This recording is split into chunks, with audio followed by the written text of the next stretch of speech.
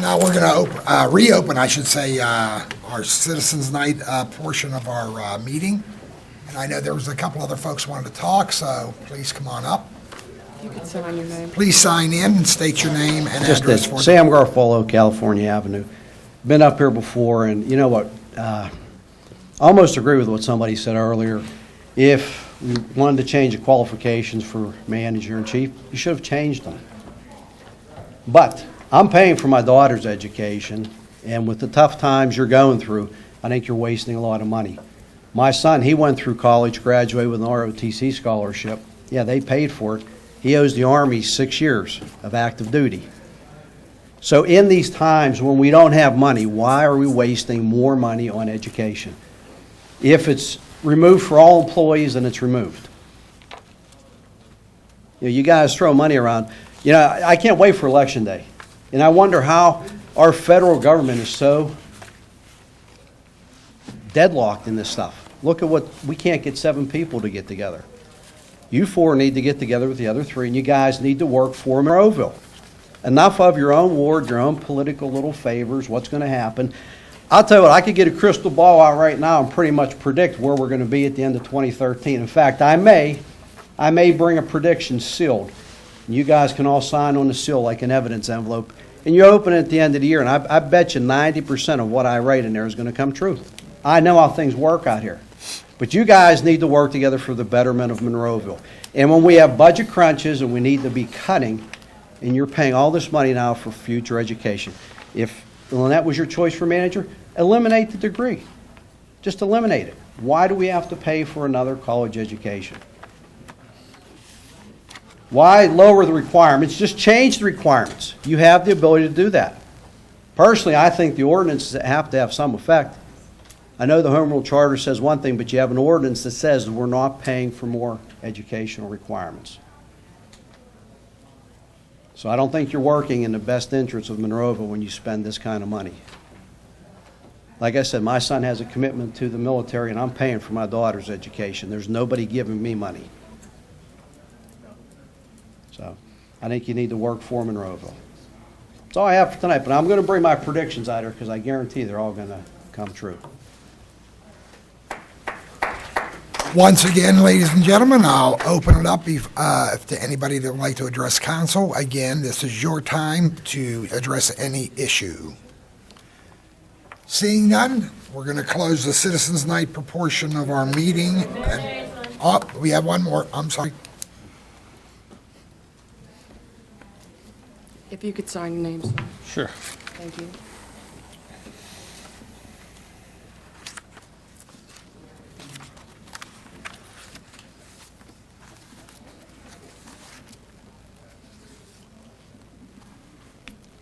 Hi, I'm Tom Kimakata. I live on Old Concord Road. I understand earlier tonight that there was a vote to approve the police chief, which I understand is part of the Home Rule Charter that says the municipal manager can appoint with consent of council. So that's the requirement for the vote. I'd like to call your attention to Article 3 in the Ethics Code, which is posted on the website. And it says in there,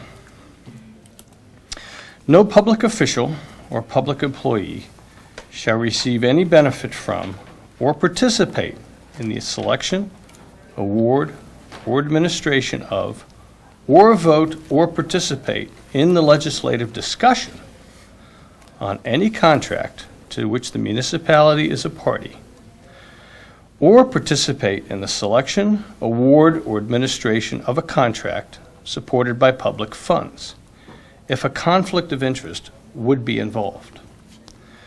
And it very clearly defines a conflict of interest. It says, such a conflict would arise when any of the following has a financial or other interest in the firm selected for award. Item 2 is any member of his or her family. So, Mayor, I pose the question to you, since I understand you're the only one who will probably respond.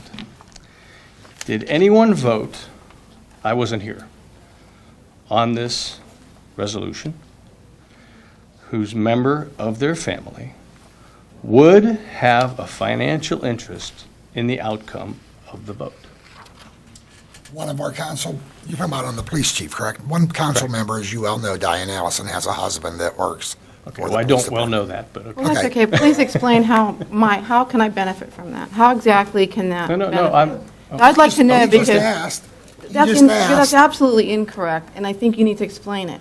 Oh, well, I've never voted, nor could I, on anything that has not affected the entire group Well- different than anyone else. that is correct. So you just jumped in, you answered your own question then. I've never done it, nor can the police chief, whoever it is, do anything for any member of the police department, for any promotions, or anything like that, other than going through a separate commission, civil service. I have a written. That is not true, Okay. Diane. I was at the last meeting with 3 other members, Right.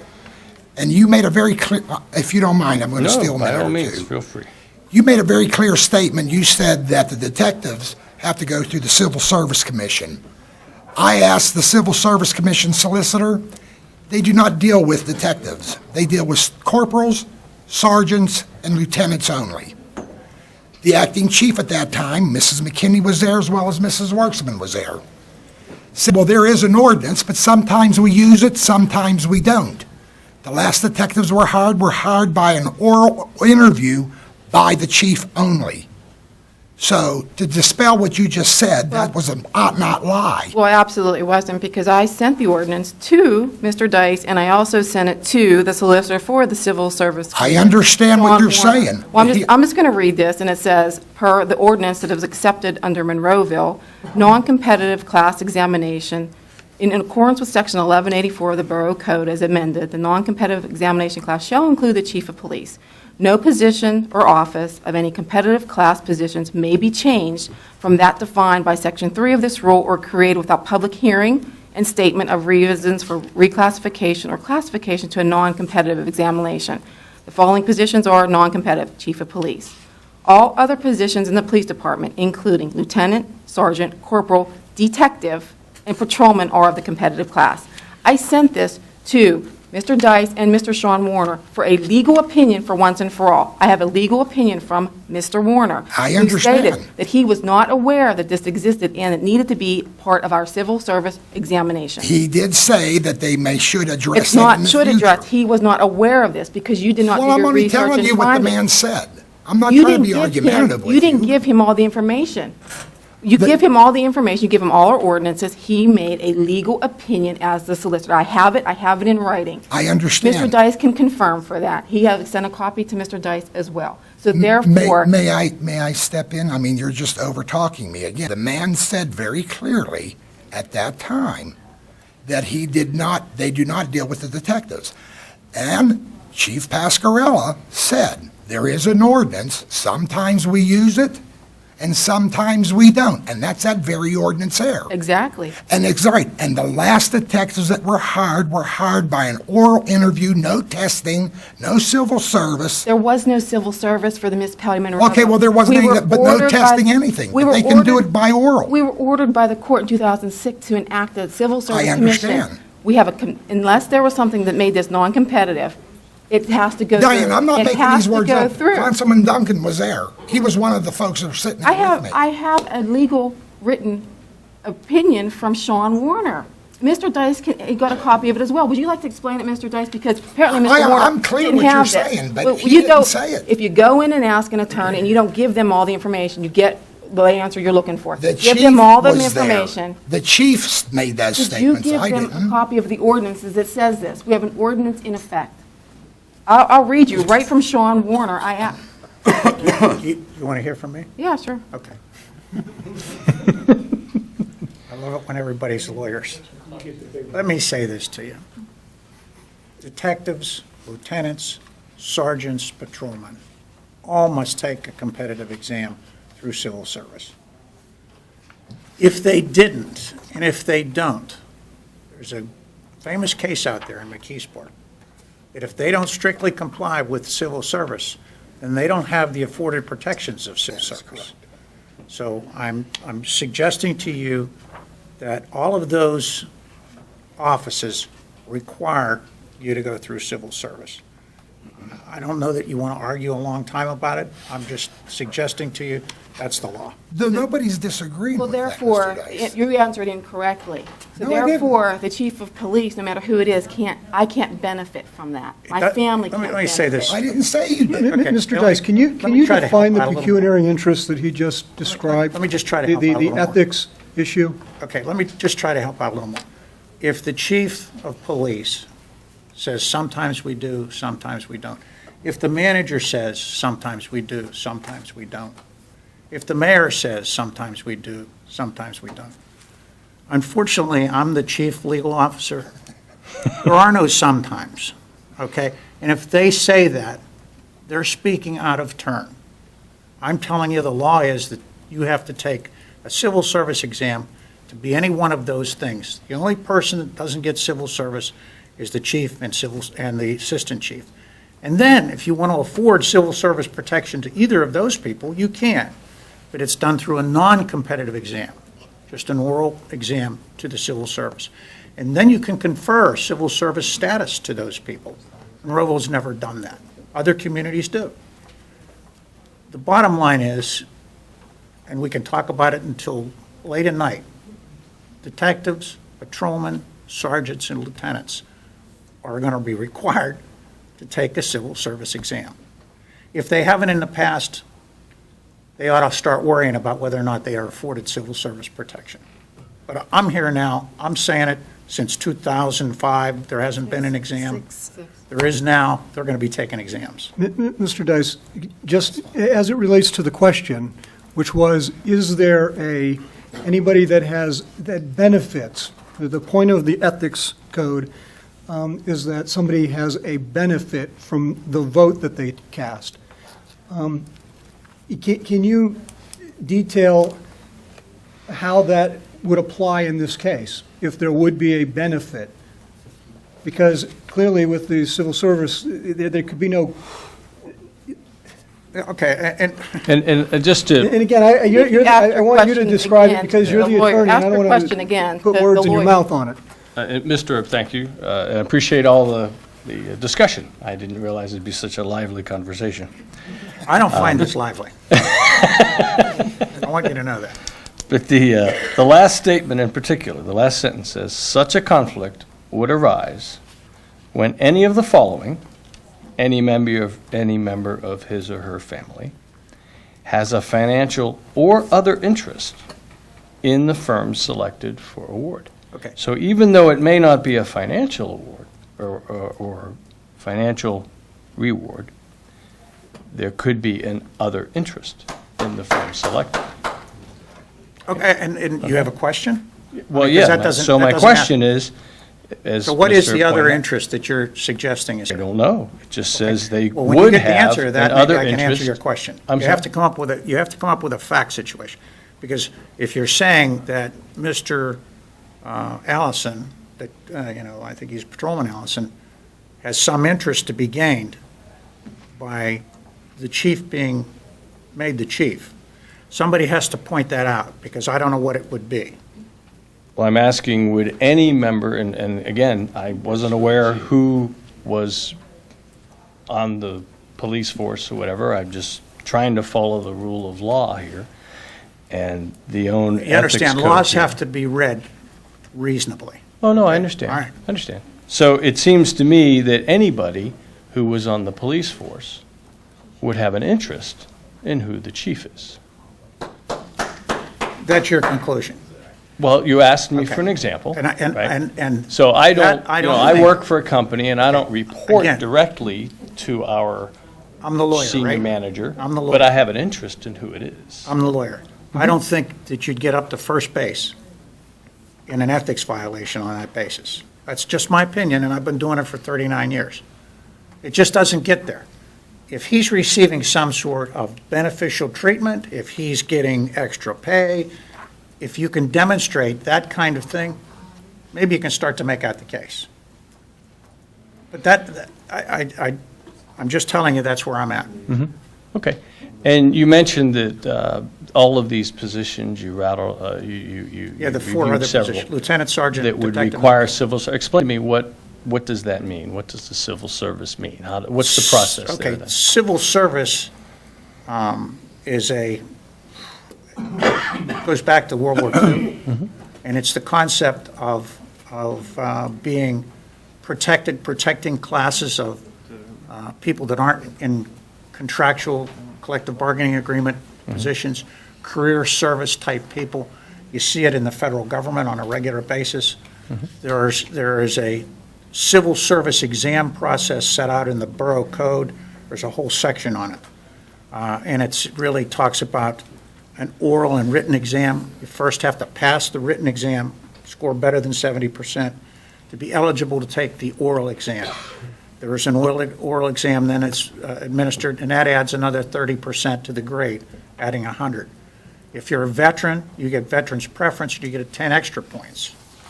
So you have to go through that process before you can then be put on what we call a list of eligibles.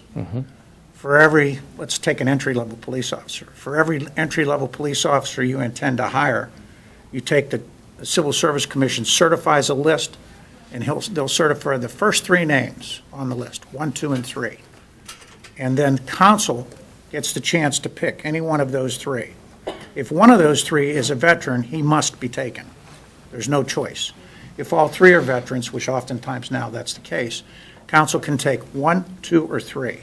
When they take number 3 and leave 1 and 2 on the list, number 4 moves up into number 3's position, and so forth. And that's how you go through the process of hiring. That's how you go through the process of promotion. Okay, so the promotions then are not executed by the police chief or the manager, but by council directly? Yeah, that's the law. That's correct. Okay, so anybody that were to get hired, so all police officers hired are approved by council? No, it's No, Civil Service no, Commission. no. What It's separate. they have to go through this process that I just outlined. Now, when it gets to the 3, there's 3 names on there after Right. they've gone through civil service, passed all the tests, and scored high enough, then council gets to pick from that list, And, as certified by the Civil Service Commission. okay, so back to my question then, so it's council who ultimately makes the hiring decision then? Oh, no, it is in any other community, but not Bruce, in the Monroe. manager picks. We've Yeah, never been involved. I'm getting there. I didn't Okay, realize so- that was his question. So Only what- in Monroeville. Okay, Any other community, Borough Code says that council hires. In our community, we have what's called a strong manager form of government in the form of this home rule charter. okay. In our community, the manager makes that appointment.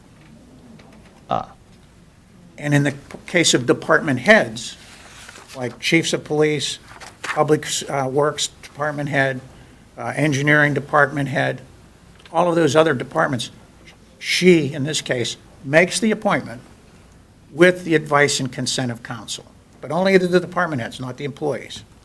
So who makes the decision on the employees? The manager, The manager? yes. Okay. So any police officers hired or promoted would be decided by the manager? After After all that's they gone pass on? through the Yes. civil service Yes. process? Yes. Okay, so then I go back to the same question, right? Because isn't there a council vote to select the manager? Sure. Okay, so could a conflict arise when a family member has an other interest in the manager selected? So Because who has the conflict? The manager? the person who voted, the public official who voted, because a family member would have an interest What did they vote for? in the firm selected. What did they Does vote for? council not vote to hire the manager? Yes. Are you saying that Diane's, I'm not saying anybody in You have particular. to- Yeah, I'm four asking members the of council question. Now, because there's 4 people up here who have family relatives. So, I mean, we wouldn't have a quorum to be able to vote for the manager. Well, that's a different issue. Well, I'm just saying there are 4 on that. That could be a real issue. That could be a real issue. I mean, so that's okay. I mean, I'm just reading from the document. I don't know you folks. I rarely show up. I've been watching it on TV lately, and it's very entertaining. But I'm not understanding of some of the things I'm hearing, and I'm asking a a question based on the rules, because it sounds like in other municipalities, they protect those things by requiring council to make hiring and promotion decisions. In our case, correct me if I'm misspeaking. You're- In our case, we have a manager, a strong manager was your term, who makes the hiring and promotion decisions. And council votes on who that manager is. Therefore, anybody who has a family member who works for somebody that the manager appoints and can hire, fire, or promote would have a financial interest in that selection. You've gone way beyond what the words mean in those It documents. seems pretty clear to me. Okay, well, that's why I'm the lawyer and you're not. I'm just telling you. You don't know that I'm not a lawyer. Okay, well, I can bet you're not. Okay? All I can tell you is that you've taken it to the absurd. The fact remains is, plus everybody here has a collective bargaining agreement. They have arbitration. They've got protections and layers of protections from getting terminated. Okay? The department heads don't. And they serve at the pleasure. And that's the way it should be. And that's the way it is in every other community. Well, that's the way many states have right to Sure. work laws, no issue there. But, so I guess I'm maybe restating the question, and maybe it's a broader question than I originally intended, is how do we allow votes to occur for a position that position then has the authority to hire, promote, or fire family members of anybody here? Why is that not a conflict of interest? I just don't, and I don't analyze it the way you're doing it. And I would suggest to you that you don't win that argument. You just don't. Because Lynette doesn't have any tie. Okay? She doesn't have any tie to any of these people. You can say, and you can say, and understand, in order to, it just doesn't, there is no nexus back to a conflict. There just isn't one. Again, it has to be pecuniary, and you can use the word other interest, but there has to be a real connection to demonstrate a conflict. Hey, and if you're dissatisfied with this, file an ethics complaint. I mean, that's what you can do. Yeah, I have that article here too, of what's required to do that. I mean, that's your right. And Mr. Dice, you can correct this if this is wrong, but during the local government academy training, when they talked about ethics, the way they presented the issue that you're describing is if Lynette has, or Ms. McKinney has made a promise to members of council that if they vote a particular way for her, that certain things will happen. That's where the violation comes in. That's a conflict. Because then there's a conflict, because there's a quid pro quo for the vote. So I can assure you that my part-time kids don't have any need for me to deal with it, and they will tell you, as will their manager in parks. When they've had issues with their supervisor, they said, that's an issue you're going to have to resolve with your supervisor and your manager. That's it. Well, as it should be. I'm actually surprised at the earlier implication that somebody was written up because, I guess the implication is that I asked them to be written up because they were insubordinate to me. I've never had that conversation with anybody about writing somebody up because they're insubordinate to me. So I don't know where that came from.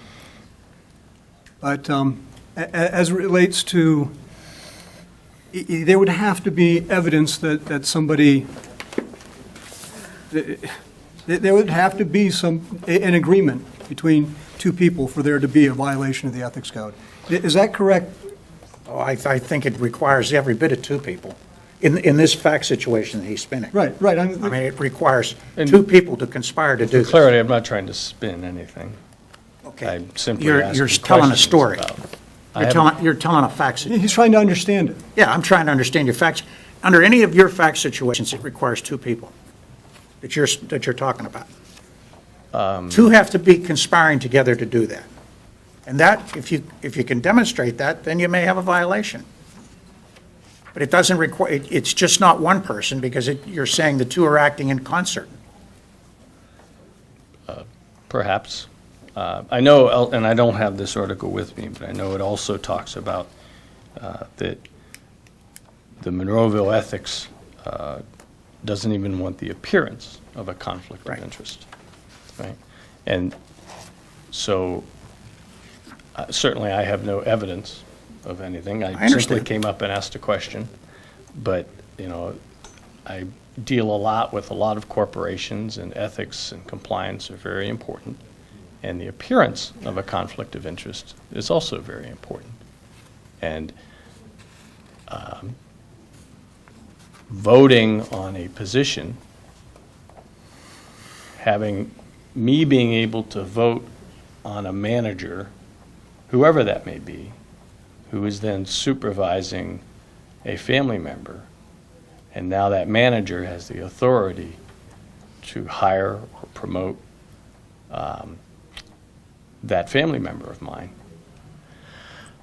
I believe could create at least the appearance of a conflict of interest. And therefore, it's encouraged elsewhere in this document that they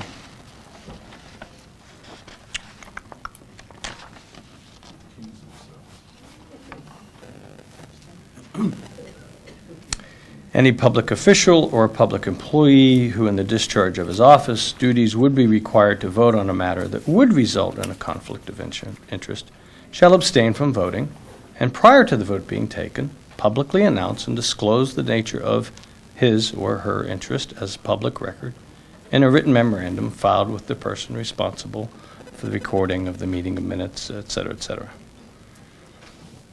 So I just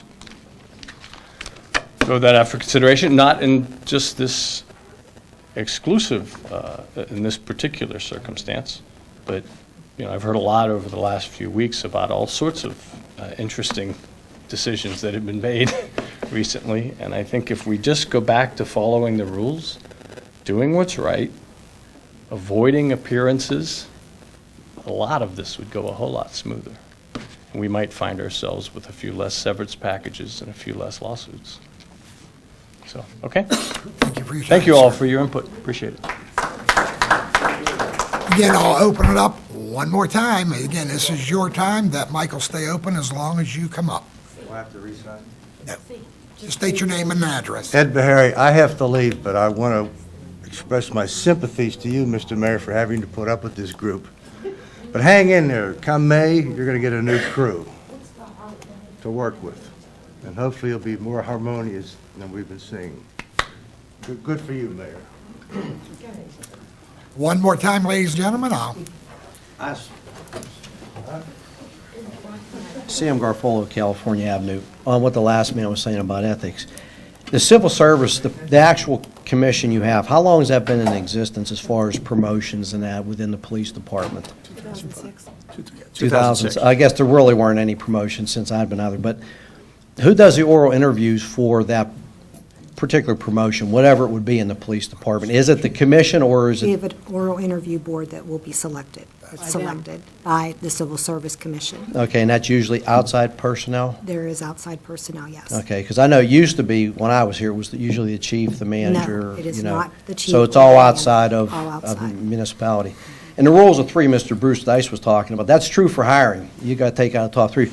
But in that promotions, I believe you can get on that list anywhere you want to. If you have 10 people promoting to, say, corporal, you don't have to go the top three. When you're hiring, you do have to take out the top three, then you can move up. That's the rules of three. But for promotions, you can pretty much go anywhere you want to up and down that list as far as they've ever done out here.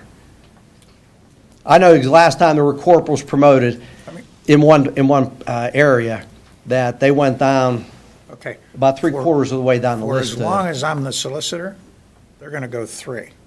Okay. They're not going to go down the list.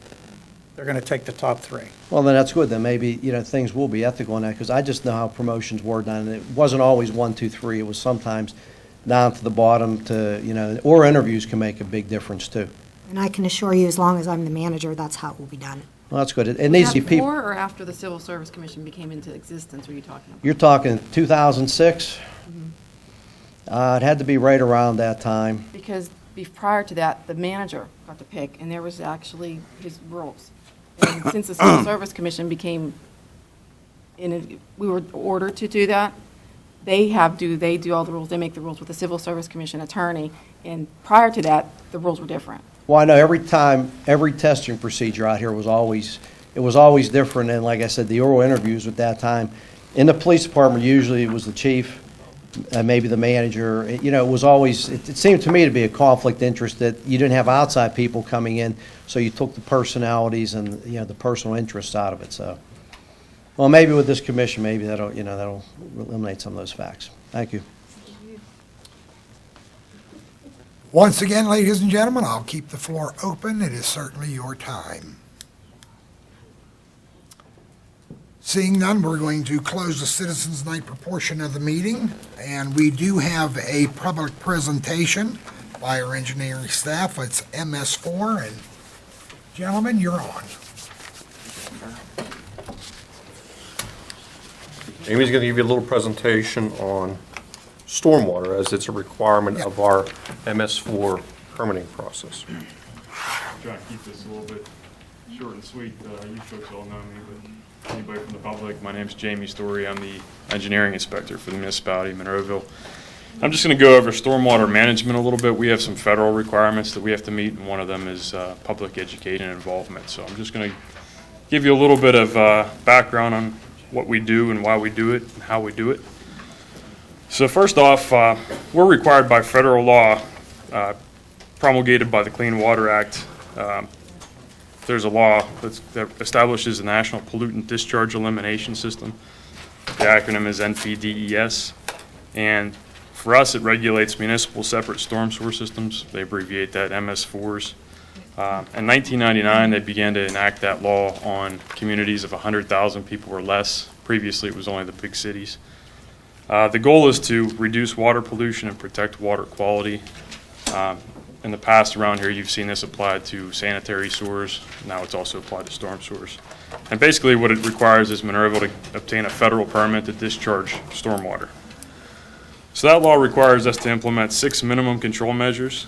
The first is public education and outreach, public involvement and participation, illicit discharge detection and elimination, construction site stormwater runoff control, post-construction stormwater management, and pollution prevention and good housekeeping for municipal operations. I'm just going to go through a real brief synopsis of each one of those and what we do, and I guess how it applies to the public as well. First is public education, outreach, involvement, and participation. Some of the things that we do here at the municipality to achieve that goal is we have a Green Ideas website that Councilwoman Drumheller was involved with. That's www.monroeville.pa.us/green.htm. You can go there for information on rain barrels and things like that. We also have Greenworks TV programs on local government channel TV 15 that air to the whole TV 15 viewing area. That's about 75,000 viewers. We have the Jack Sedlak Memorial Cleanup Day, which this year is April 20th. And along with that, there will be a Monroeville electronic recycling program at the community park where you can bring certain electronic items for recycling. There's also the Marion Rotary Fall Cleanup Day, which is held annually, usually in September. I don't know if we have a date for this year yet, but It's usually the third Saturday. so we'll keep you posted on that one, I suppose. There's also a Pitcairn Monroeville Sportsman's Club and Turtle Creek Watershed Association cleanup of Turtle Creek that they do annually. And that's usually with trout stocking of Turtle Creek. Those kind of go hand in hand. We also have a program called Pick It Up Monroeville that's been in existence for a while, where you can adopt a road or a stream segment. So you see these along state highways and they have a sign. You can also do that in Monroeville if you like. If you want to recycle batteries, You can drop them off at our public works garage, so they can be recycled rather than thrown over a hill or put into a landfill. We also participate or will help out in storm drain stenciling programs. Sometimes the Boy Scouts will paint a little message, they get a stencil, and it usually says, "Do not dump waste, drains to stream." They put that around the inlets so people know not to dump there. And another place, a couple other places you can look that we kind of encourage is Sustainable Monroeville and the Turtle Creek Watershed Association. So if you want to get involved, you can do that. The next minimum control measure is illicit discharge detection and elimination. The first part of that is we're required to do infrastructure mapping of our storm sewer system. So right now, our mapping in Monroeville, which is continually in progress, we've mapped about 5,000 pipes totaling around 90 miles of storm sewers. That also has about 4,600 storm sewer inlets, 550 manholes, 200 head walls, 1,000 discharge points, and approximately 250 stormwater management facilities. So it's a pretty big infrastructure we have to keep track of. As far as illicit detection and elimination goes, the stormwater management ordinance is one of our key tools. That regulates runoff quality, runoff rate, and runoff quantity. The key one for this particular minimum control measure is water quality. Just so everybody knows, nothing but stormwater should go into storm sewers. Ultimately, the most important point of this, I guess, for anybody to take home out there is storm sewers don't go to a treatment plant. They usually go 100 feet, 1,000 feet, and they dump over the hillside into a stream. So whatever you put in there goes directly into a stream. It does not get treated. Like when you flush your toilet, it goes to a treatment plant. That doesn't happen, so it's particularly important that you don't dump anything in the storm sewers. And some common ones that I guess I wanted to mention in particular are cigarette butts. They're not biodegradable. A lot of times I hear people say that. It's not true. I've seen a lot of people who wouldn't dump garbage that will throw cigarette butts out the window. Those all end up in the streams. Any other rubbish you shouldn't put in a storm sewer, great. Pet waste, we've had some issues with people that actually bag their pet waste, throw it down the storm sewer, and then it clogs the storm sewer. But pet waste has bacteria in there, and that should not go in the stream either. Used oil or household chemicals, detergents from car washing. If you can avoid runoff, excuse me, from car washing getting into the storm sewers, that's a good idea. Fertilizers and herbicides. If you fertilize your lawn, try not to let it go all over the driveway and the street where it gets washed in the storm sewers. And chlorinated pool water. If you have to discharge pool water, you can let your pool water sit for a few days. The chlorine will eventually work its way out. You can discharge clean water. The last aspect of this particular control measure is outfall testing. We have 523 municipal outfalls that have to be tested twice during our permit period. This is important right now because we're doing outfall testing right now. So you might see personnel from the municipality or Chester Engineers, which is our consulting engineer. They might be walking around backyards and things over the hill trying to look for these outfalls to test them. If you see somebody, there's probably going to be a truck out front that has a municipal logo or Chester Engineers logo on it. If you're curious about the person, they should have ID on them. If you're really worried about it, you could call the police and they'll check it out for you. And basically what they're going to find is any outfalls that exceed the limits for pollutants, and then we're going to have to try and track those down and figure out how to clean those up.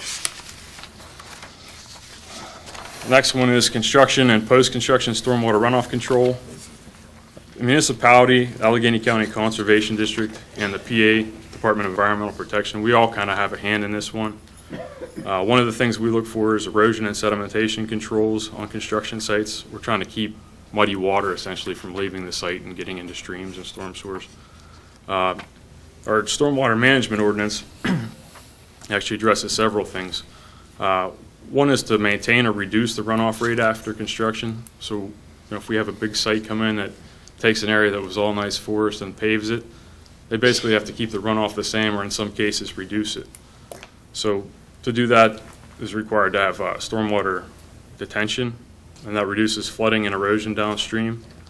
Another goal is to infiltrate water and extend the duration of runoff, allowing greater groundwater recharge and maintaining stream base flows. And typically this is accomplished via surface ponds or underground tanks. And also, because of these new regulations, sites must treat runoff to maintain water quality. So they have things called best management practices that are meant to filter, cool, and slow the runoff. And that's accomplished via things like rain gardens, bioretention areas, filters, hydrodynamic separators, and there's a myriad of other choices. The final control measure is pollution prevention and good housekeeping for municipal operations. These are things that the municipality has to do on our own to kind of make sure we keep our yard clean. One is that we have proper vehicle maintenance, fueling, and washing facilities at our public works garage. The next one is that we have licensed personnel apply herbicides, which we do. And you'll see in spring and fall, we do biannual street sweeping, and that reduces some of the pollutants from the roads that eventually would run off into the storm sewers. So that's basically a rundown of what we're required to do and how we do it and what you can do to be a part of it. If anybody has any questions, I'd be more than happy to answer them. Well, James, just to let everybody know, this is going to cost a lot of money. This does cost This money. could basically bankrupt Allegheny County or the state, to be very honest with you. I hear what you're saying, and I know it's required, but I'm not sure the residents actually know the billions. I think it's about $3 billion is the last figure I heard just for Allegheny County. I have no idea where we're going to get, where our community or any other community is going to be able to come up with that kind of money. But isn't this more geared toward, instead of the waste management, would be stormwater? What we're talking about here. We do have sort of two separate issues. One is ongoing consent order work with the sanitary sewers. Right. For us, the municipal authority handles that, but that's basically trying to treat their wet weather problems where they have raw sewage flowing into streets. That's the big, Yeah, but I'm talking about they're all combined. Both are going to cost us money, though. Am I not correct? we have things in place now, I think, that are designed, like best management practices and how you updated the, Yeah, well, you got to understand what the mayor's talking about. There are some systems, not in Monroeville, but like the city of Pittsburgh has a combined storm sorting and sanitary Exactly. system. That's We're all going to gonna cost. have to pay. The municipality is a separate system. Our storm sewer is separate from our we've sanitary. separated that, yeah. Yes. The interesting about Thank this you for one, clarifying that, And- because that's what I was looking at I Allegheny understand what County you're as a saying. whole. Yeah. I can't resist the moment to plug for rain barrels. They're very inexpensive. You can just take your downspout, and although it's 55 gallons, it's something that you can retain and then release. And if you did, a lot of people did that, there would be, an effect on the neighborhood not having as much runoff, plus you'd have things for gardening that wouldn't come out of your tap, so. yeah, Monroeville kind of, at least from the stormwater detention side of things, we're ahead of most communities in western Pennsylvania because we've been doing stormwater detention since 93. even earlier than that, though, I think. 93 was the last ordinance, but before that, we have ones on record. But it's kind of hard to fix some of the old things. Right now, we have Monroeville Mall is putting in a stormwater detention system where there never was one. So we're making progress, but small-scale individual house solutions like Ms. Strumheller mentioned, the rain barrels, those help out too. So, but really, I guess my biggest point of this was trying to get these ideas of how you can get involved, how you can clean up, and to let people know that anything you dump in the storm sewers goes And to again, the stream. municipality is in the process of renewing our MPDS permit. So this is a requirement that we have to have a public educational process. And I know it's not the most popular subject, but we got to do it. That's great. It's a good one. Keep I it apologize. I going. tried to run through this because we've all I been here for a I while. have one quick question, because I know when I first got on council that there was a push to have the stormwater drains also mapped like they did with the sewage drains, where you actually have to camera them. Have we done that already, or are you in the process of doing that, or is that something that you're doing in the future? I don't know when it actually There's- goes into effect that you have to have it done, but I know that it is happening. There's not a requirement per se to TV all the lines like there is for sanitary. Okay, Probably when you came on, there were two things going on. One was the GASB 34, which was an accounting standard. Yeah. And one of the choices there was to always maintain the condition of your lines. It was part of, I guess, how you valued them. The other side of it is for the illicit discharge detection and elimination. If you do have a pipe that comes out of the hill in your backyard, let's say, and it's got some nasty pollutants in it, and you can't figure out on the surface where that comes from, the only choice is to camera the pipe and try and figure out where all the connections are and map so it that way. wasn't a need to map the entire system. Does it need to map it, but not to internally televise all of the Okay. pipes? So that's a tremendous savings versus what the sanitary sewer side has to do. Any other questions for Jamie? If anybody from council wants a copy of this, I'll be more than happy to supply you with the information. I'll email it Can to I you. give you this one? Thank you. Thanks, Jamie. Thanks, Jeremy. And now, ladies and gentlemen, we'll move over to our council work session, and our members of council are here. And we're going to look at our minutes of the council meeting of January 8th, 2013, the special council meeting of January 23rd, 2013, and the special council meeting of January 30th, 2013. The other two meetings, council is being worked on. You should have more of them coming up very directly. But any additions or corrections on either of the three that I've just announced? Seeing none, we'll move over to our reports of our tax collections. Once again, council, any additions or corrections, any questions? Moving to our payroll report. Any additions or corrections on our payroll report, council? Move to our list of bills, and Vern, we'll start off with you, sir. No questions at this time. Very good. Nick? Just one question. On the list of bills, page 26, there's a charge for $222.76 through Lowe's Home Improvement for blinds for the manager's office and the finance director's office. Yes, I just wanted an explanation on that. those are the blinds that we put in the manager's office and the finance office. Are they on the outside, on the inside, The inside, over the, I haven't seen them, so over the windows. that's in the, like in the manager secretary's office when you walk down the hall? That's correct. And then the finance director's secretary's windows? That's correct. Because there aren't, I don't believe there's windows from Mrs. Worksman's office outward, right? No, they're So not. it's the secretary's office? That is correct. Okay. I was just curious why the need to make both those secretarial offices private like that. Actually, I wanted them for my office to make it a little more confidential in there because I am still sitting in the secretary's position. So when people come to see me during the day, I didn't want that visible to the outside public. But there is still the manager's office there that's accessible. That is that you correct, could but use. I am not at that desk. I'm not sitting in the manager's office, in the Okay. secretarial office. Okay. And then for the finance? They were requested by the department head for that as well. Okay. Because, I mean, I understand what you're saying as far as, you're We you're actually doing have, both. Nick, actually employees that have put actually paper curtains on their windows to prevent glare or privacy. So these just look a little more professional in that wing of the building. So, Okay. Well, my concern as far as like, I understand what you're saying as far as when you're acting manager, but you do have a separate office, which I guess. you could- actually, Manager Silka actually was having me order them before he resigned his position for the manager's suite. Anything else, Nick? That's all for this evening. Lois? Yes, Mayor. A list of these I think I submitted earlier, and I'm not going to hit every single one of them. The first one is the budget transfer. There was an item that was listed as transfer 2012 remaining FU.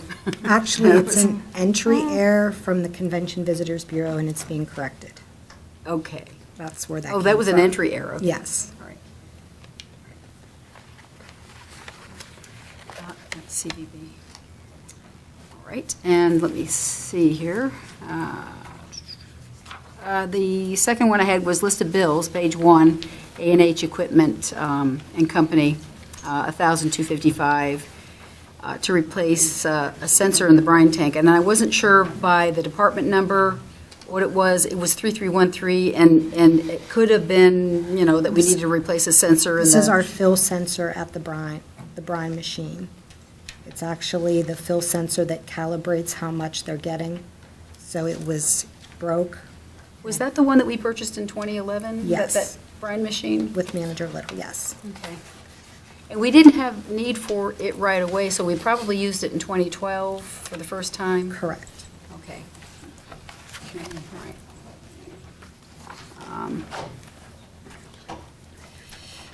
Page 3, there was a uniform allowance of 700, and I'm just wondering if it was saved up over a long period of time, because that was before retirement. You mean page 5, Lois? Page 5, I'm sorry. The $700? Yeah. That was the balance in the account of one of our retirees, and it was actually asked for before retirement, so.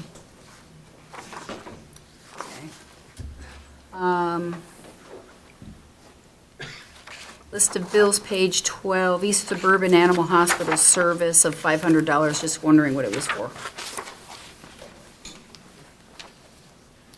One of the dogs that we took in at the Public Works Garage actually had bladder stones, so an organization called ARF paid for his medical procedure to take place at the East Suburban Animal Hospital. And ARF actually refunded the municipality, so we in turn had to pay East Suburban Medical. Okay.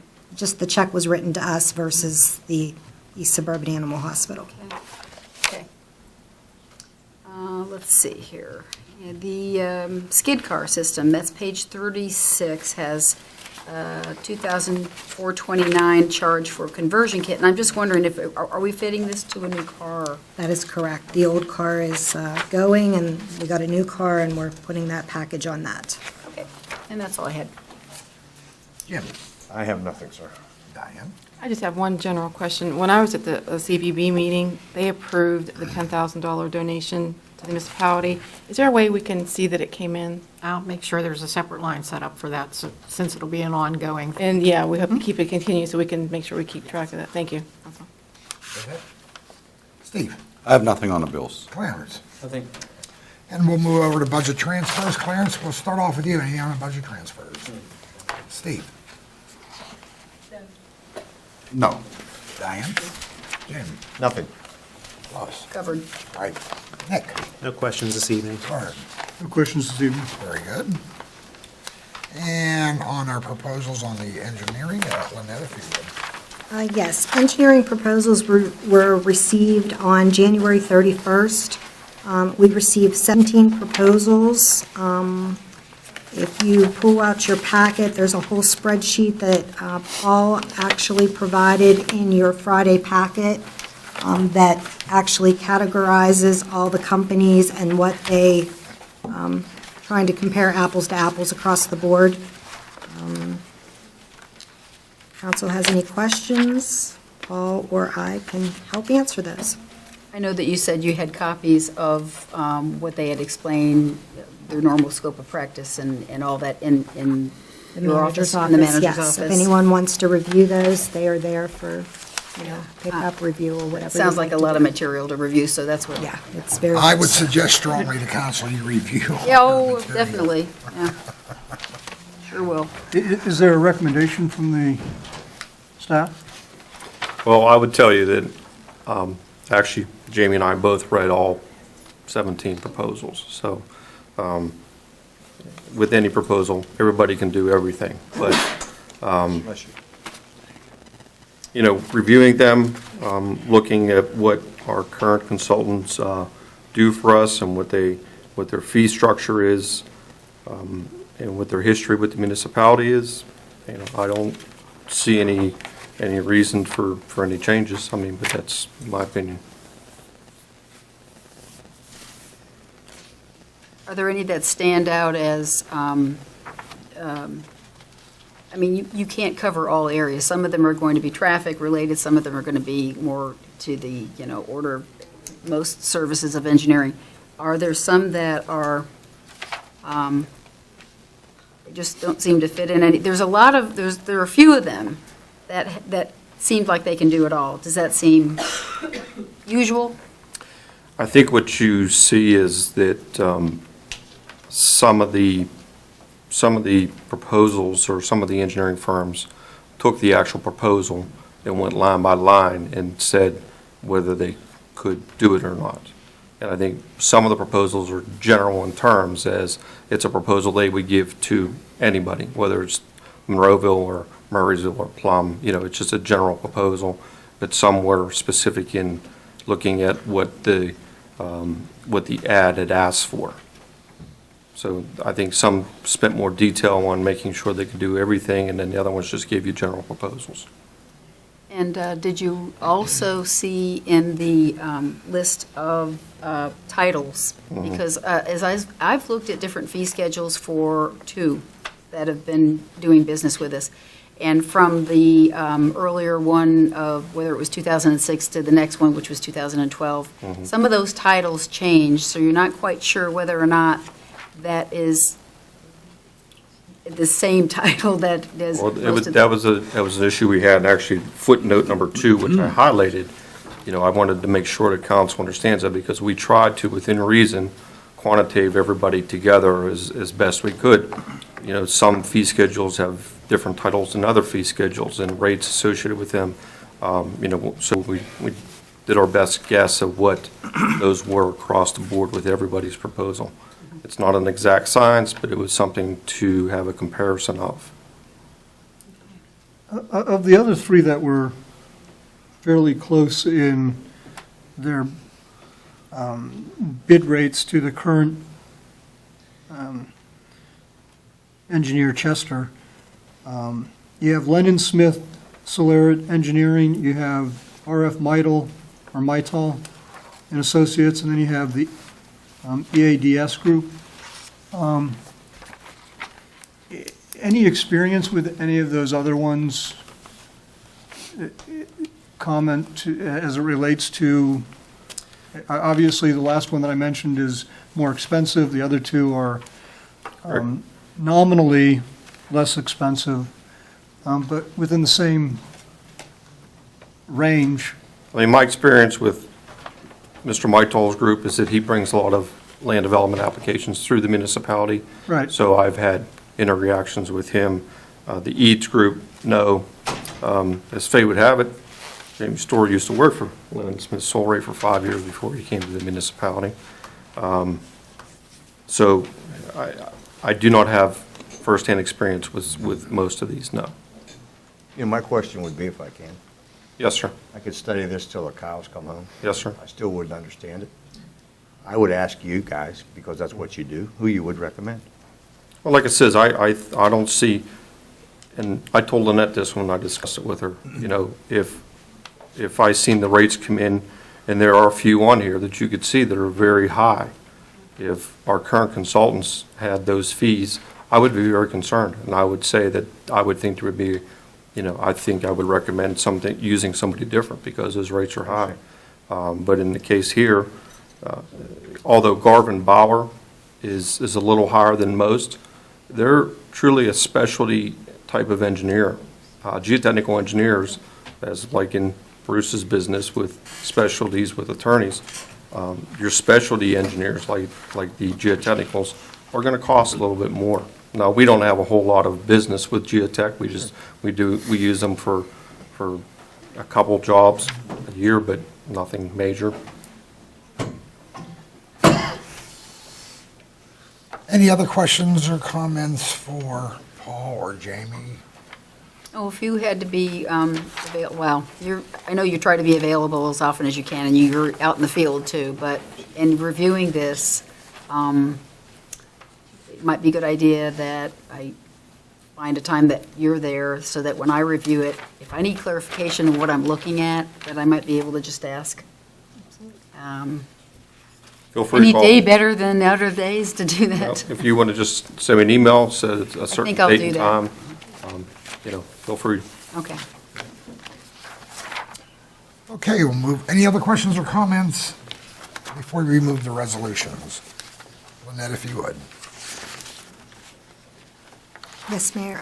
Resolution number 1 is a resolution adopting the HCR Manor Care Sewage Planning Module. You've seen these on your last 3 agendas. Any questions can be directed to Mr. Hugus. Council? Seeing none, next, please.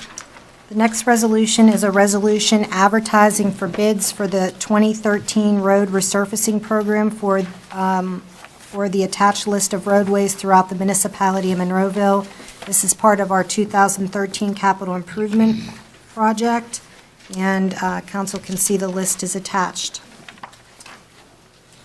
I think that's pretty self-explanatory, but any questions or comments? Lynette, if you would. Third resolution is a resolution authorizing the distribution of grant funds for the Monroeville Independence Day festivities. Their grant application is attached to the resolution. I did speak to Kathy Corellis today. She will provide to us the expense sheets for 2012, so council can review that. Questions or comments, council? Next, please. The next resolution is a resolution authorizing the distribution of grant funds for the Memorial Day Parade. Once again, the grant application is attached, and they have provided their expense sheet for 2012. It's after the grant application attachment. Questions or comments, council? I see it. Thank you, Lynette. Mr. Dice. Yes, the first ordinance is an ordinance repealing ordinance number 2204, restoring the municipal manager as the tax collector for Act 511 taxes and other taxes. Questions or comments, council? I thought we just, we did this last month, correct? And now it's being sponsored again Well, if you recall, by Mr. Mr. Duncan. Ramsey. Can I Mr. ask why? If you recall, Mr. Duncan, there was consideration about giving the ordinance reconsideration at the February meeting, and Mr. Dice suggested that it be re-advertised and put back on the agenda for Mr. Ramsey's request, so that is why it's reappearing. Just for everybody's edification, in the charter on page 45, section 2102 lists prohibitions of elected officials, and one of the things that it starts off with is, no elected municipal official shall hold any other elective governmental or political office or municipal employment while serving as an elected official. The taxpayer is an elected official, the real estate tax collector. I'm not certain how they actually wrote the original contract to allow this, because this clearly states that there would not be municipal employment, and this position, 511, reported to the manager and therefore was municipal employment as a department head. Yeah, I actually saw that same section, and I went back and looked at the language to see whether or not in Mr. Bonds, I think he did all the language. It wasn't there. And I don't know whether, I don't know how to, Was it done in the form of an ordinance? Can we Yes. pull the ordinance? Yes.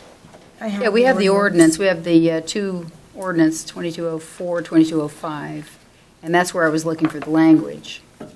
And it's not. No, I thought, it should be addressed. It wasn't, so trying to look for the reason why they didn't adhere to 2102. Because that first sentence reads pretty clear.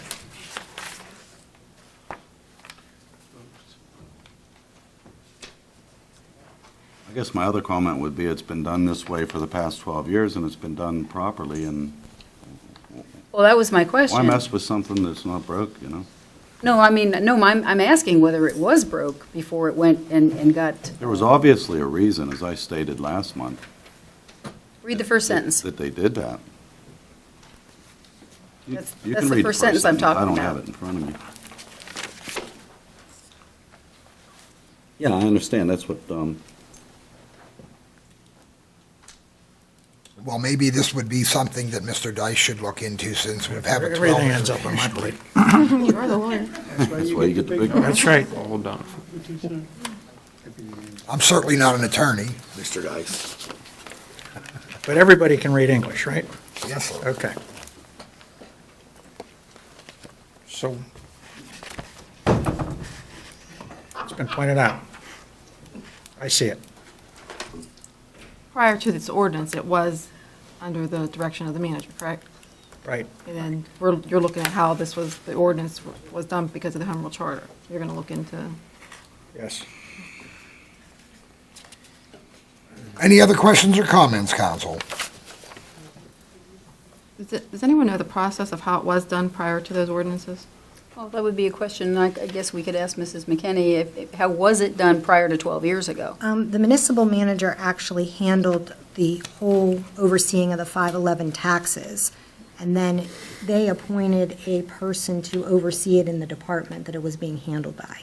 That person was Geneva McKee at the time. But the manager did oversee all the actions in accordance with Section 702 Well, But then not I guess of the the next, Home Rule Charter. the Not next, actually performed, then it was into It the... was handled by, yeah. yeah, I mean, department. I guess the next question, tell me if it's redundant, is that, well, there's a wrench thrown into this process. However, if this ordinance does pass, then how would that work? Well, I would have to look at it and take into consideration how I'd want to restructure the department and who would actually work in that department and who would be responsible reporting to the Okay, manager. So it's a matter of collect, report. Correct. All right.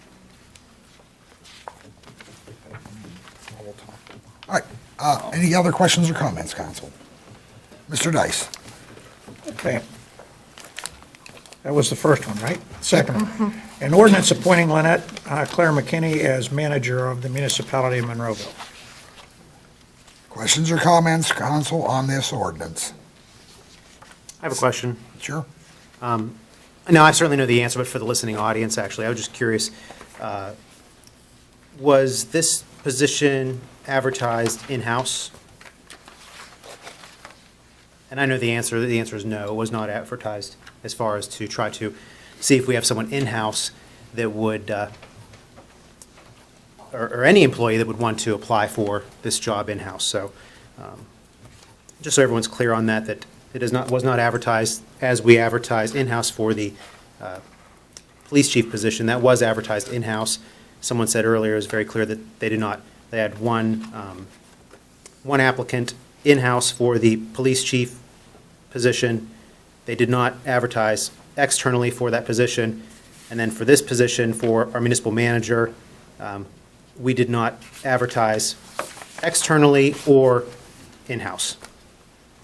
Kind of begs another question, though, and that was that when my experiences, Mr. Bond, and Mr. Little, whether or not there was and I know I can answer that the advertisement was external, both of them. I don't believe that was internal then.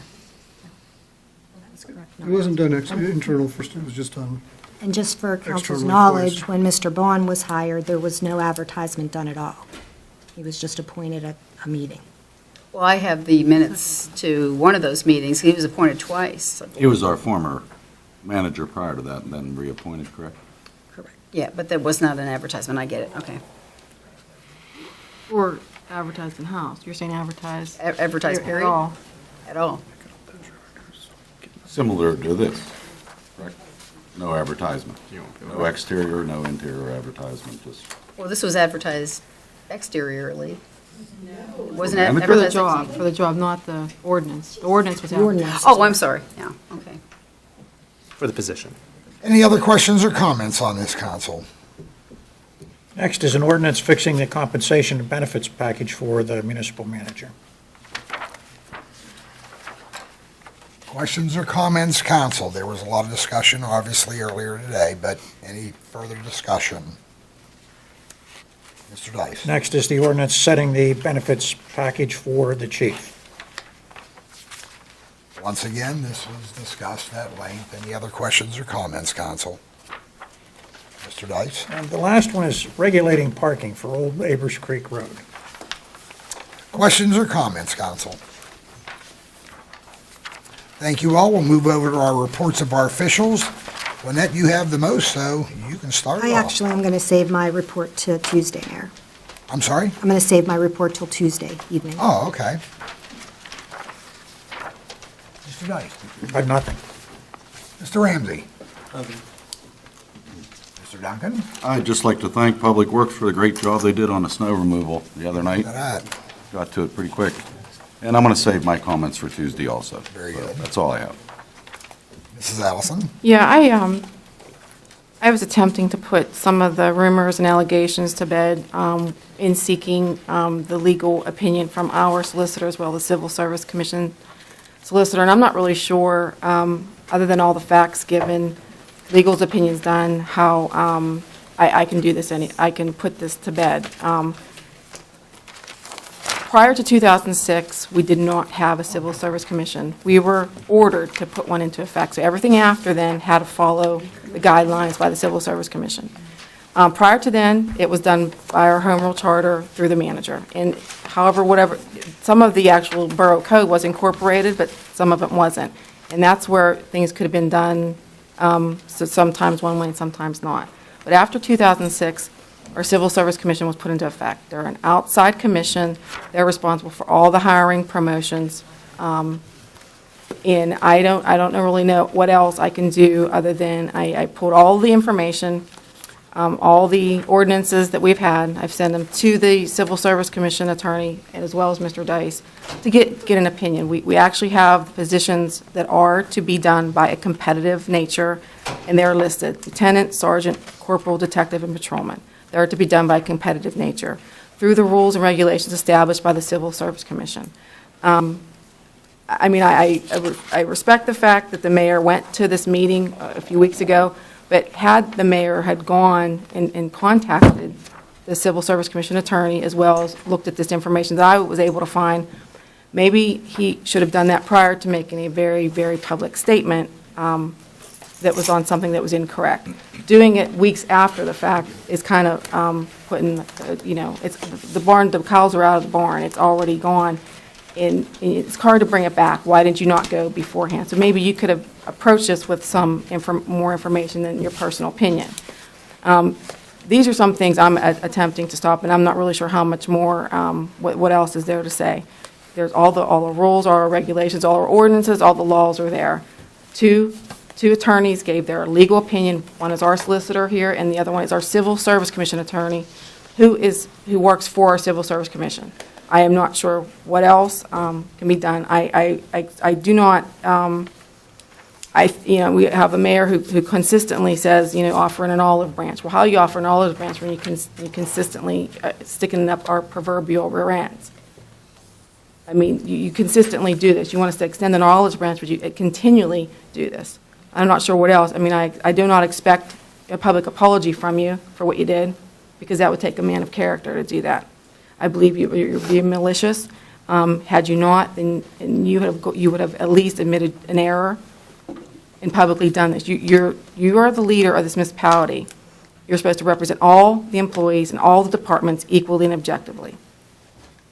This display was horrible, what it's done to our community, and continually attacking my family is irrational, irresponsible, and based on an emotional, public, personal opinion.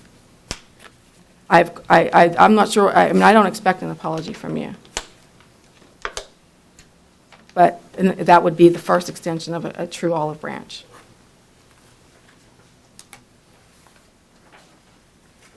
Next, I'd like to go over the Monroeville Convention Center shows.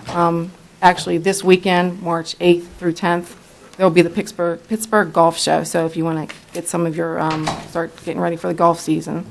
Westpac Spring Job Fair will be there on Wednesday, March 13th. The International Gem and Jewelry Show will be there March 15th through 17th. It's $8, and that's good for all 3 days. And there will be a $6 coupon from the newspaper or their website. The Greater Pittsburgh Arts and Crafts Spring Fever Festival is coming March 22nd through 24th. Adults are $5.50, senior citizens 65 and above are $5, and $1 for a child 6 to 12, and children under 6 are free. And the West PA Kennel Club Dog Show is coming March 30th and March 31st. I also wanted to bring an interesting scenario that was brought to my attention, and it's in coordination with the Crime Watch program, and the emphasis on paying attention to your surroundings. An incident happened a week ago based on the fact of how an extra set of eyes and ears helped some unknowing residents. One of our school crossing guards, Kim Redenbach, was in the course of her normal duties when she spotted an individual walking around that just didn't seem right. So she called the police to have the area checked. The person was located, and he had an incredible amount of items on him that were odd, and it was acting odd. And it was described to me that he looked like a walking Best Buy. Anyhow, it was discovered that the items were stolen from over 5 different victims from their vehicles left open. Some of these people did not even realize they had anything missing until they were contacted, and through some excellent police work from a few of our daylight officers, they were contacted and they realized some of their stuff was missing. Kim had no idea what her suspicious person phone call meant until after this was all over. And the amount of residents that she helped unknowingly by just a crossing guard who took the extra effort to pay attention, knew something was wrong, and called the police. So I'd like to thank Kim and the police officers for the excellent work in doing this. And this is how, like, what we stress with regards to a Crime Watch program. An extra set of eyes and ears, and how something, just to give you an example of how something like this could benefit the community just by looking out. And lastly, don't forget to turn your clocks ahead 1 hour this Saturday at 2 a.m. for daylight savings time. And also, it's a good habit to get into to change the batteries on your smoke detectors and carbon monoxide detectors also. Thank you. Jim? Yes, I'd like to thank everybody for being here tonight, and seeing as how I'm starting to get a little sleepy, I'll save my report for Tuesday night. Lois? And I'm going to say part of my report for Tuesday night as well. And I do appreciate, as hard as difficult as it is to hear, I think that it's still instrumental eventually. One of the comments that had to do with the public exposure and what that does to Monroeville, I have to say I agree about that. And I think that what we have to do is just work on some of the things that will help bring budgets under control, such as what we've looked at tonight, where bids go out, where the services are evaluated and you try to be objective about it, where you're trying to take department by department and seeing, can we do this better? We may very well, by mid-year, see that we are to a point where we are saving money. I looked at some areas that go across just the manager's office that were costed out on purely everybody who's in, the 3 full-time employees in the manager's department, with the combined potential effort for administrative assistant / manager. And there's actually a savings there, just in those expenses of $8,000 this year. So I don't want to have that associated with something that's at a loss. In terms of we're losing, we actually gained $8,000 just there. The rest of my report now, I just want to bring up some of the items because today the senior council met at the Senior Citizen Center. And since I'm the liaison there, I wanted to keep mentioning, just 3 things.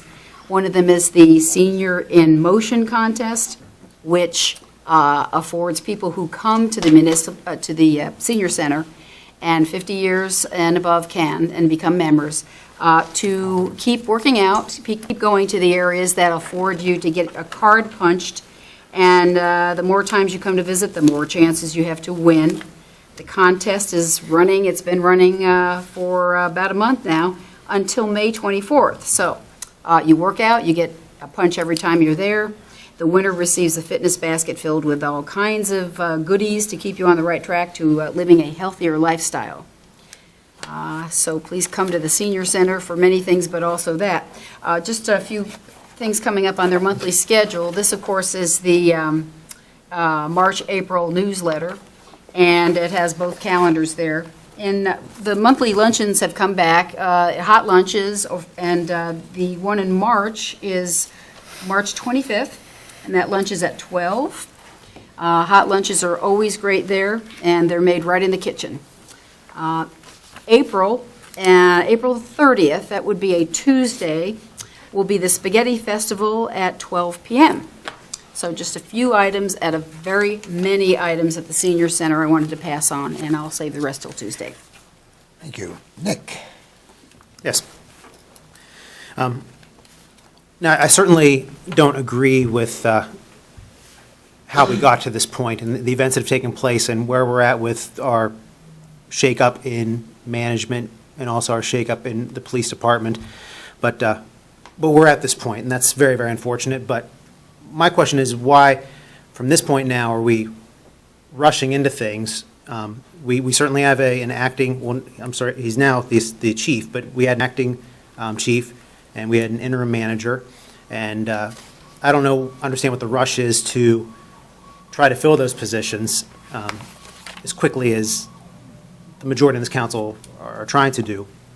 I'm partially guilty of wanting to rush into things. From our last meeting in February on the 12th, 2 days later, I sent an email stressing my concerns or my interest in having the manager's position posted. Certainly, I am one of 7, so I can't really direct anyone, but I can stress my interest to the manager, which I did, saying, hey, I would like to, without reading it, but I would like to see the job posting for municipal manager, because no one was really talking about it. We kind of got through all the chaos of the couple meetings, and no one really talked about what's the next step. So I just wanted to put the email out. I gave it to the interim manager, and also I CC'd all of council. And I would like to see it posted. I would like to see it on our website and the publications we previously did. And then I asked for a copy of the posting that we had on file, the job posting for how we hired Mr. Silka. And this was 2 days after the meeting, so that was February 14th. Lois briefly got back to me, and I'll be honest, I didn't get back to her right off the bat. She asked me to explain myself, which I thought I was fairly clear, but I resent the email again on the 19th asking, at that time I was asking for the police chief job posting and also the municipal manager job posting. And I went on to explain, like I just mentioned, I know I need 4 votes to get anything accomplished in those situations, but I was stressing my concern that, hey, that's my interest, that's my opinion to get this rolling. So I ended up getting some paperwork back. Mrs. McKinney did send me the police chief job posting the night or the day of its expiration, which is certainly fine. And she said that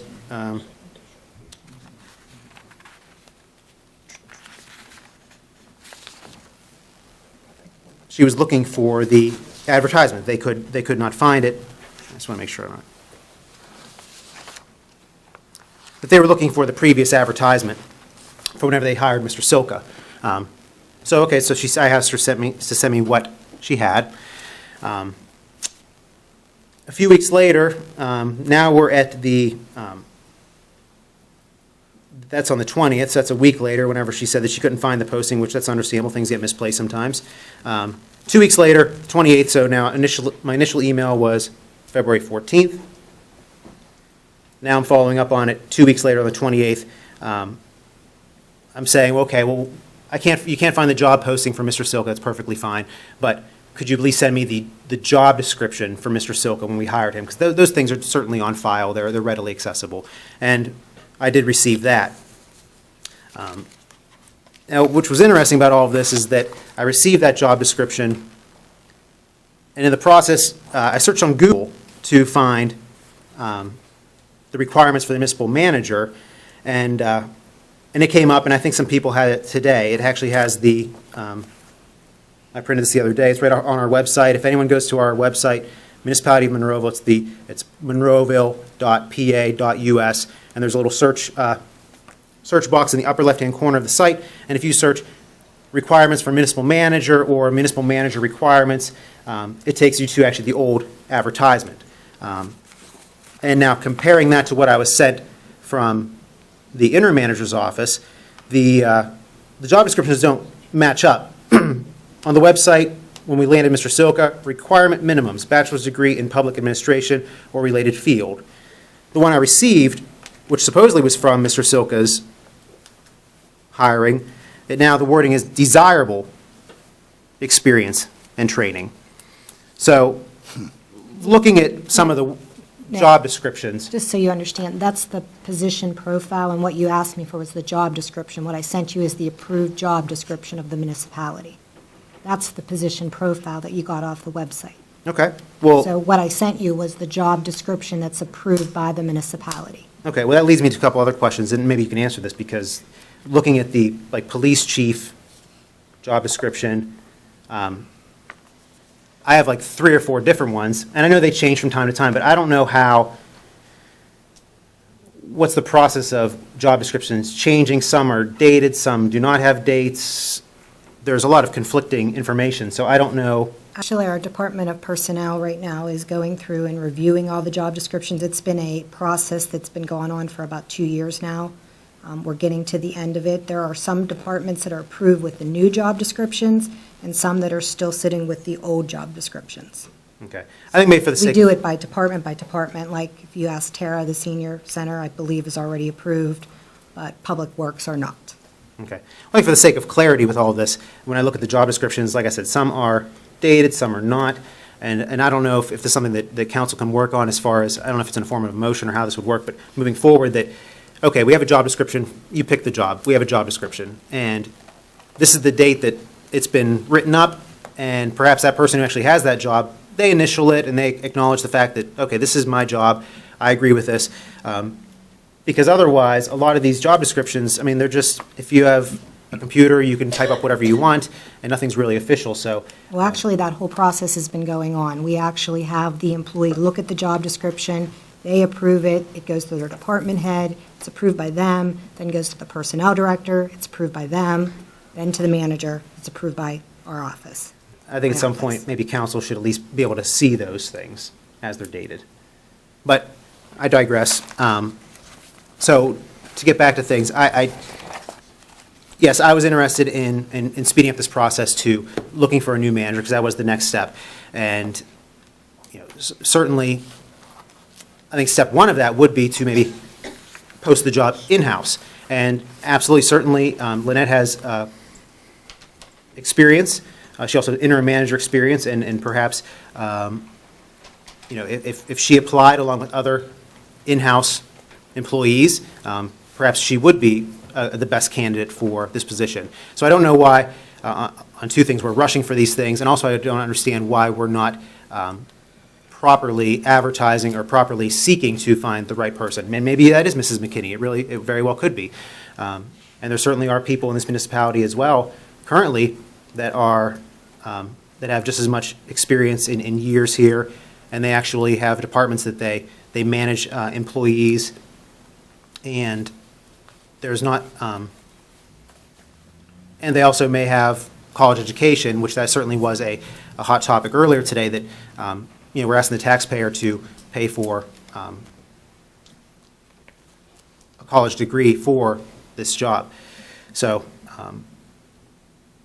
I would ask that we try to make, you know, good decisions, proper decisions, transparent decisions, and do it in a proper manner, that we are finding the best candidates for this job. And once again, not against, you know, Mrs. McKinney or now Chief Pascarella,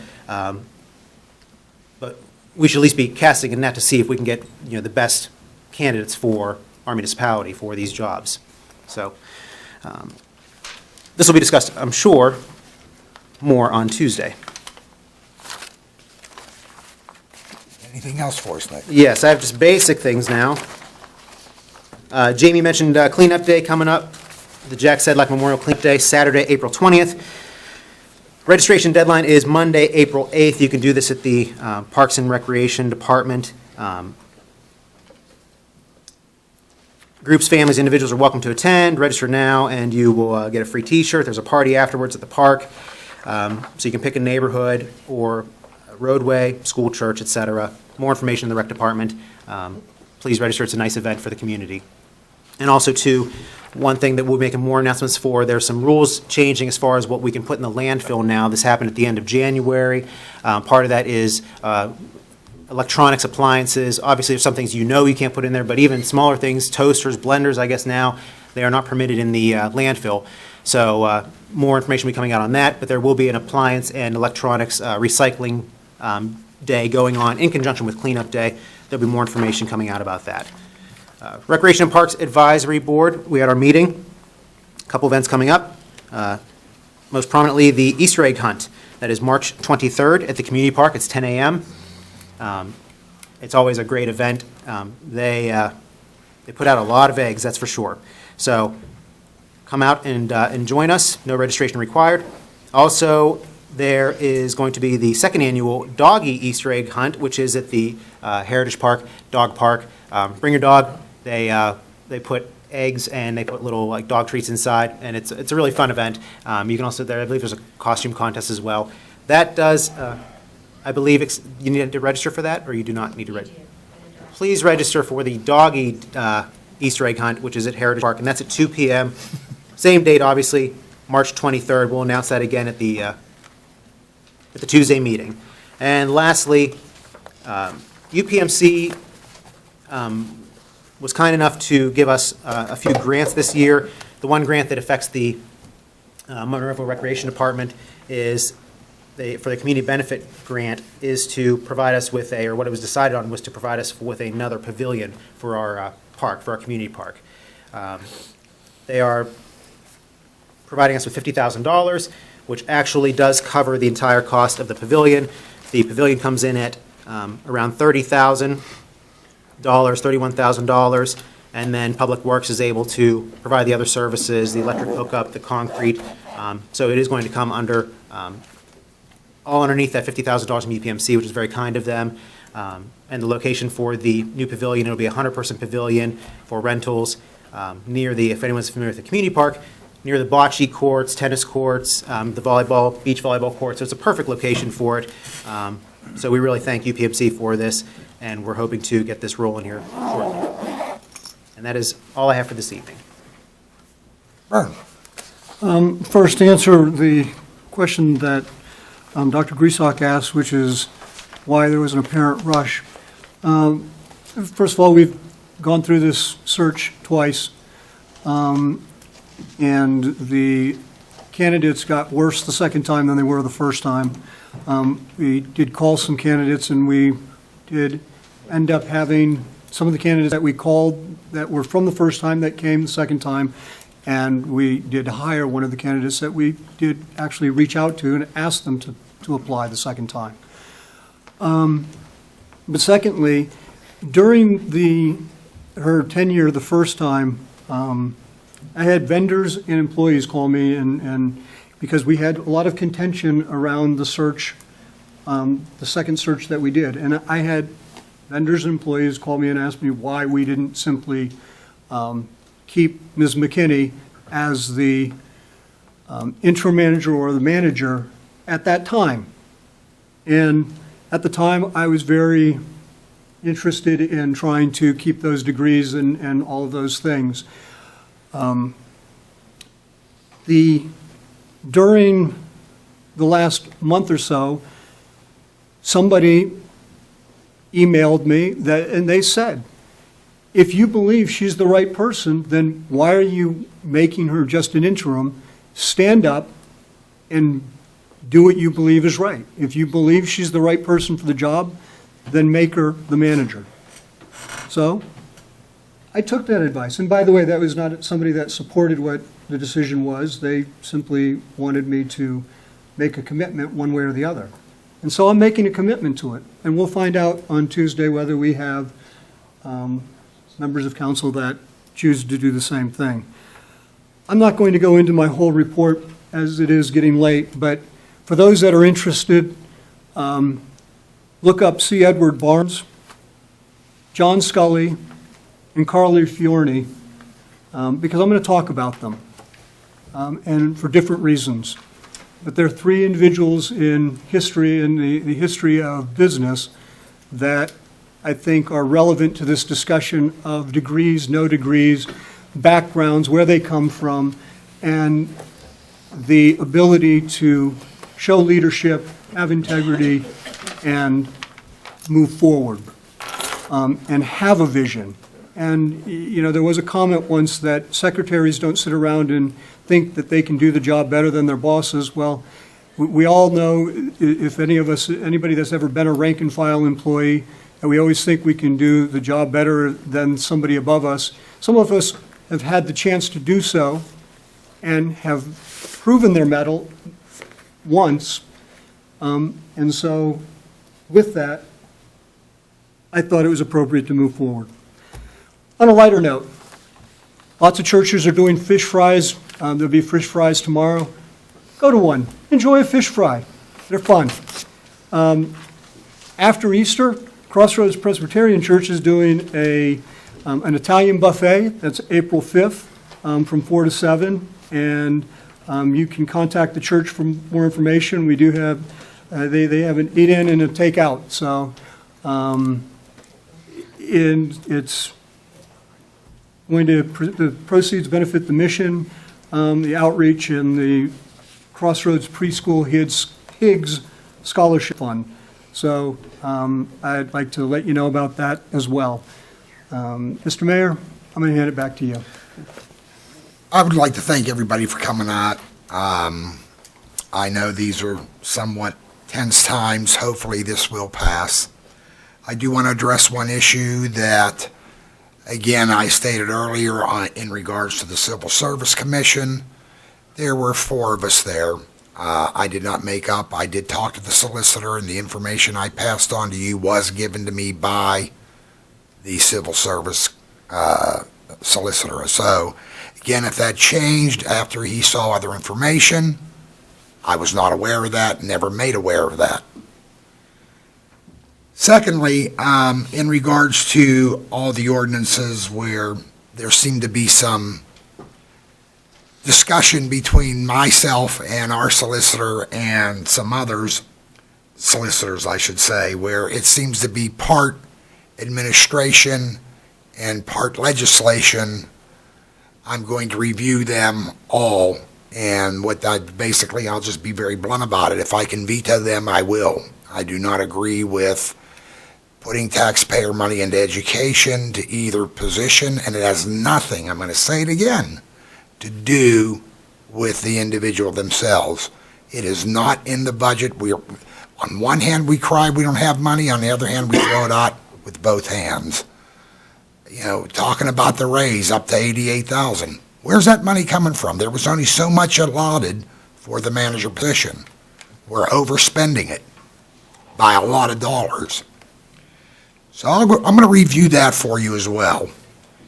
And after they vote on it Tuesday, I have 10 days after that up into the next business meeting for any decision. So I do have a little bit of time to do the homework on that. Other than that, I will have a lot more to say on Tuesday as well. Since everybody seems to be holding theirs, I will hold mine back as well. But again, thank you all for coming. For all of you watching the program, we do appreciate that as well. So with that, motion to adjourn. Oh, I'm sorry. We have executive session. We have an executive session. I do apologize. We do that. Motion to go to an executive session, and it's on the police department presentation. So moved. Second? Second. All in favor? Aye. We are in executive.